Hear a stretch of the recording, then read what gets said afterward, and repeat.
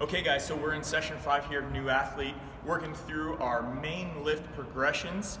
I've gone over those lifts already, so rather than cover those, I want to cover the unique aspects of today's session and really make a note about these videos going forward. Not every single element is going to be covered in every video. In fact, every session won't have a video because some of them are repetitive, but they are progressed.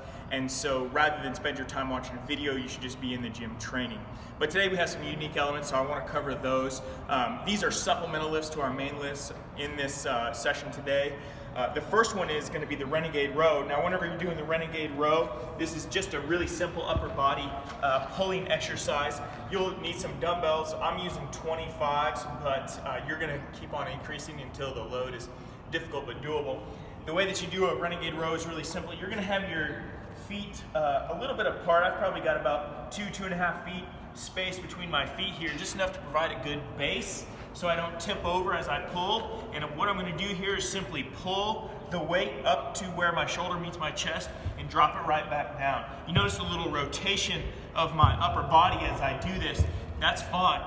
What we're looking for is just this nice and controlled pull here and then lowering back to the ground. If you're loaded to a point where you have to really jerk from your shoulder to get the weight off the ground and you're sort of giving up and letting it slam into the ground, you're probably overloaded. Go ahead and drop that back to a load that you can control all the way through the range of motion. Now, the second supplemental exercise that we're working today is something that we call hamstring help. This is a 2-part exercise. You're going to do both parts for the prescribed reps for each leg. So for example, if it's 5x hamstring held, it's going to look like this. You're going to set your feet up on your bench and you're going to do your poor man's leg curl. I'm using my right leg here, driving my heel into the bench, acting as if I'm scooping it towards my butt. I'm going to do my 5. When I get done, I'm going to roll over and I'm going to do a donkey kick here on that same leg for the same number of reps.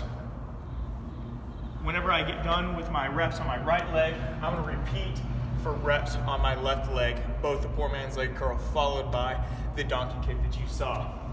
And then our last movement is the push-up. It's really simple, but it bears some instruction.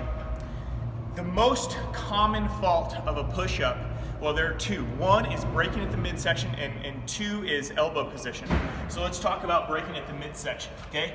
Properly done, a push-up should look like this.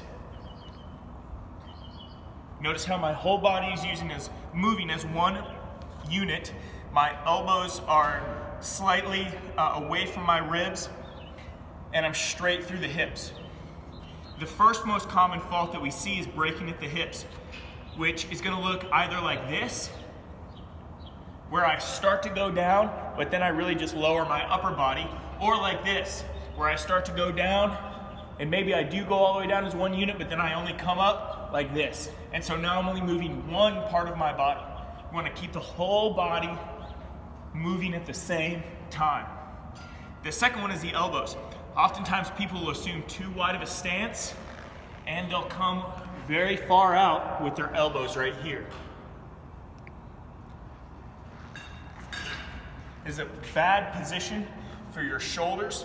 It's much better to bring those hands back in and keep your elbows close into the body, but not hugging the ribs.